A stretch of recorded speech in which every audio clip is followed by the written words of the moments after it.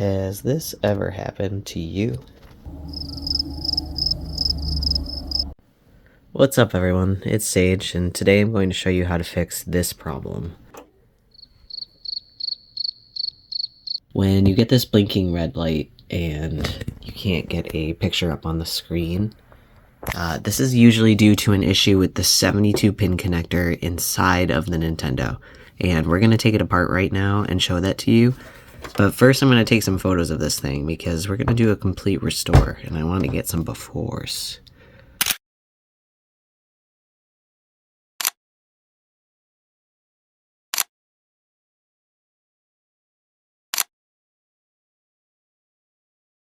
The shell is a little dirty, but I noticed that there's yellowing on the top half of the shell, just slightly, but not really on the bottom half.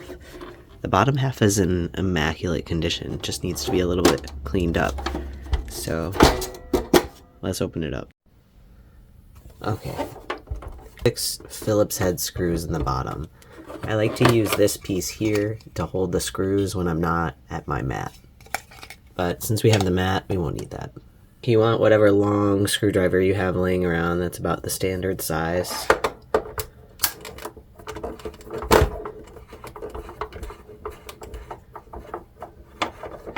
I usually don't put cuts of me unscrewing things in my videos, which does probably make the timing of these videos misleading. You know, in a 15-second video, I feel like I do like 3 hours of mod work or so.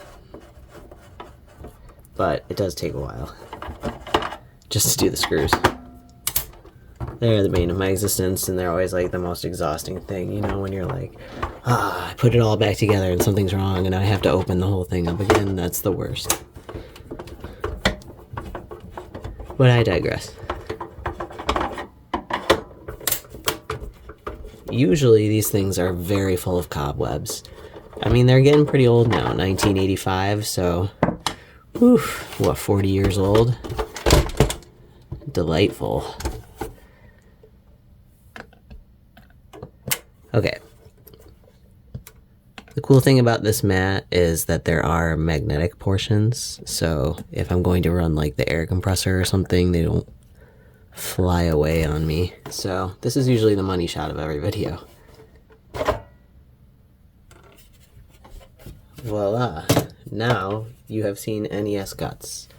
Before we get to this though, I'm going to clean the lid real quick. These paper towels absolutely suck. I will never get them again. But they're what we have for right now. Generic Windex.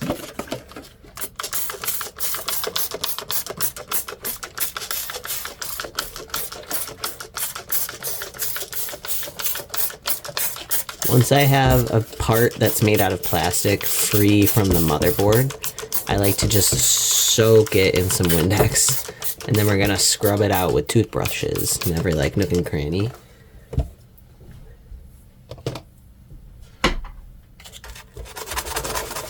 See if there's like something jammed in there. Oh, got it.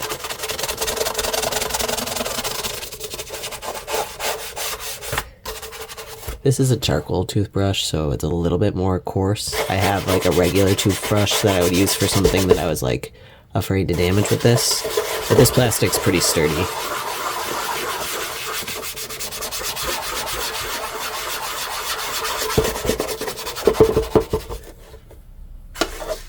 So that's the first pass. Next, I'm going to turn on an air compressor. I'm going to mute this part because this thing's pretty loud, but this is what I use to blow the moisture out.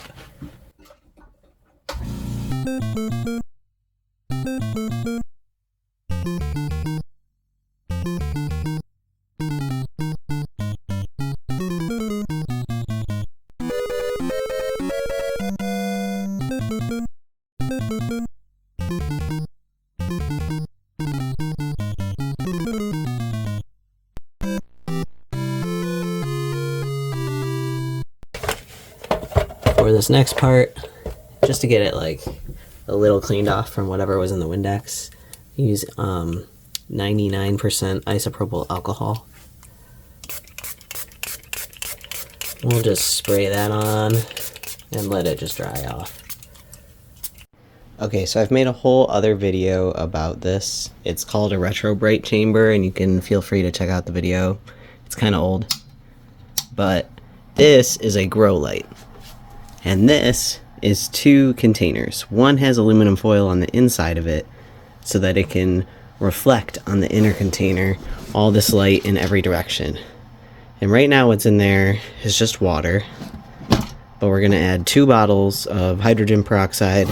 The $1 bottles that you just, not to shout out, but got them from Walmart.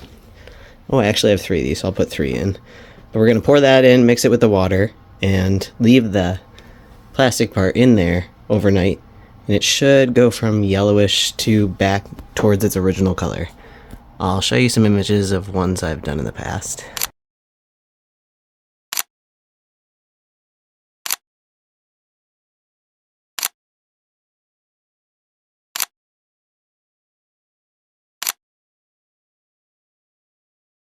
There's this. I should probably be showing it at a different angle, but here we go. Oh, this is Tokyo here. Oh, and he's mad that Cooper's in his chair, so we'll see how that pans out.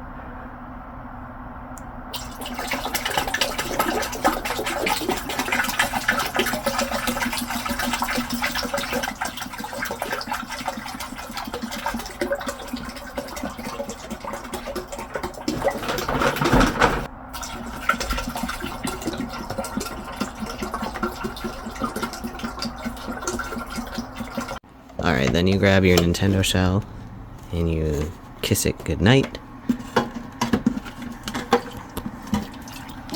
You make sure she sinks, just like the Titanic. So since this is such a slight concentration, it's a very low percentage hydrogen peroxide, it'll be fine overnight. Some of it will evaporate, and I'm going to have my light on like full blast tonight, and we'll check back tomorrow and see what it looks like. Okay, now we're gonna find out how many licks it takes to get to the center of a lollipop. By that I mean let's count all of the screws that we pull out of this thing.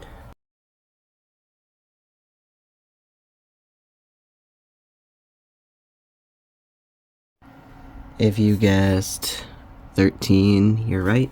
And so now I want to show you why this was giving us those blinking lights. So when you slide the game in, it should be somewhat snug when it pops into these teeth here, right? But see how it just kind of like flows in? That means this thing's been manhandled quite a bit. So one way to get these slightly bent pins back into their original shape is to boil them, and that's what we're gonna do. But first we gotta take her apart just a little bit more so we can get the pin connector out.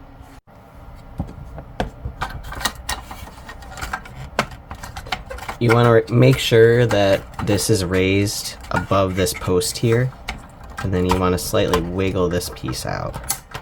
Be careful because it's really easy to cut yourself while doing this. I've bled over a lot of Nintendos before in the past, and then this pops right out like that. Satisfying noise. So this part is a little bit tougher to remove. You can remove this motherboard piece here and then pop it off. I think we'll do that way.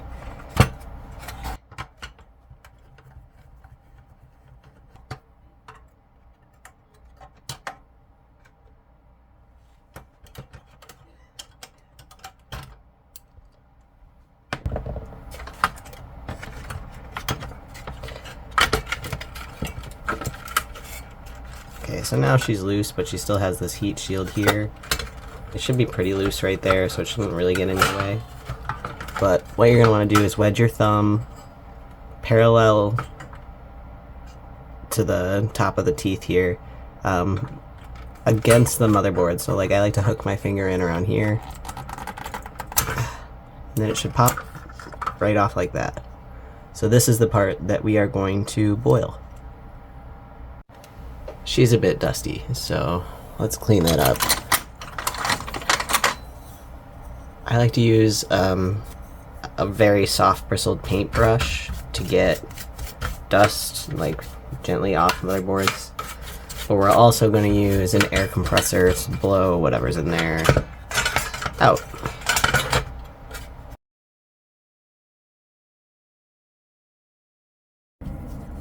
Once again, 99% isopropyl alcohol. I'm using this to clean over here because if it does saturate the board, it won't damage anything. But it will also still remove stains, like these ones. Look like they came from a greedy fingertip at some point.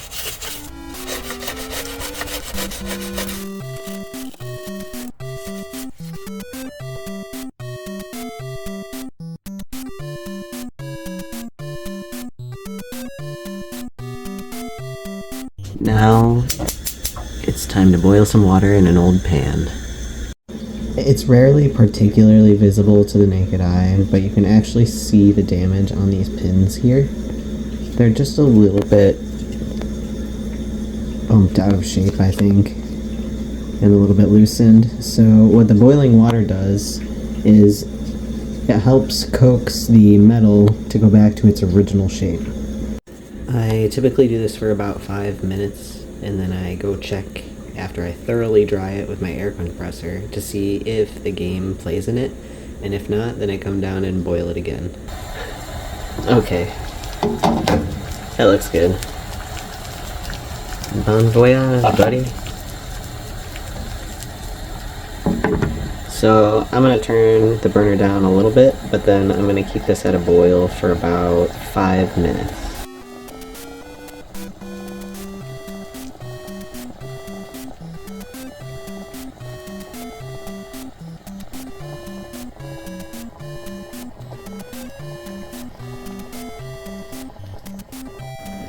There we go. Bon appetit.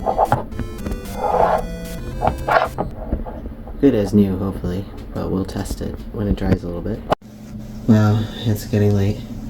I just deleted my Facebook, and I think instead of putting these pins in right now, we'll let them dry overnight and check them out tomorrow with the Retro Bright. Okay, it is 12 hours later, the next morning. Let's see what's going on with our Retro Bright.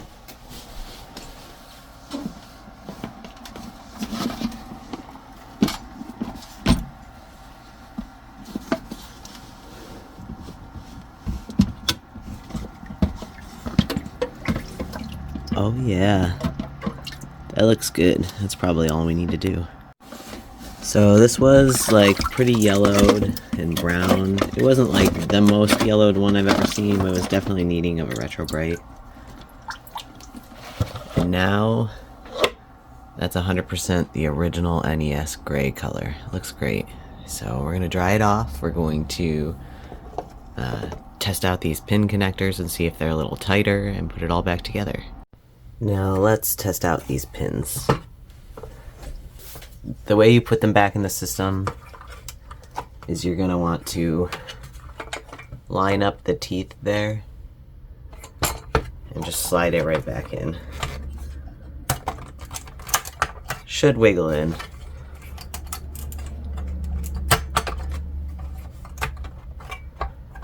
Perfect. So now that they're back in, let's test the fit. Ah, much better. If you remember, it was pretty loose before. My wife admits that since this was her dad's system, she and her siblings probably manhandled it a bit, but nothing we couldn't fix, right? So put that back in. We'll snug this guy right in here. And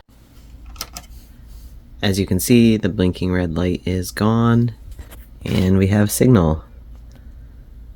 That's great. So I guess we'll put this thing back together and then we will plug it into the TV wall and maybe play some Duck Hunt. Alright, we put every single screw back. Be glad that I didn't make you watch me do that, because the screws are by far the most tedious part of this repair. But now we can put the lid on, and you can already see it looks a lot better than it did. Now that we've got this thing looking all nice and pretty, we can play Mario Bros. Or Duck Hunt. Duck Hunt is a weird game because it can only be played on CRT, the way the technology works with the zapper gun. It won't work on like a flat screen. Ooh, that reflection looks cool. Anyway, luckily we got a whole wall of CRTs, so I guess we can play some Duck Hunt.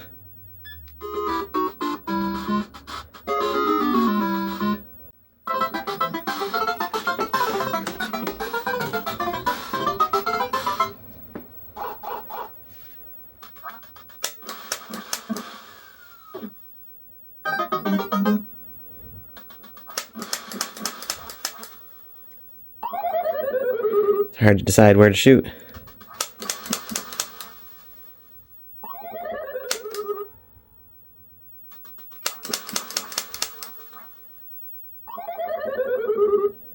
Anyway, that's all, guys. But, thank you for watching.